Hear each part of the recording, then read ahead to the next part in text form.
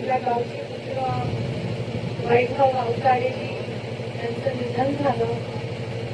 त्यांना मी भावपूर्ण श्रद्धांजली अर्पित करते. खरं तर एका जवानाच्या आयुष्यात 15 ऑगस्टला जाणं ह्याला पण नशीब लागतं.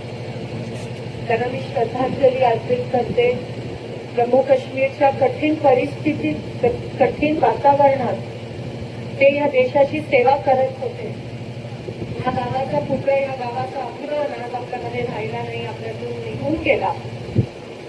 त्यांच्या कुटुंबियास देव ताकद देव, त्यांची पत्नी, त्यांचा एक लहान 6 महिन्याचा मुलगा आणि एक मुलगी, त्यांच्यासोबत आम्ही सदैव आहोत. पुन्हा एकदा त्यांना श्रद्धांजली अर्पित करते.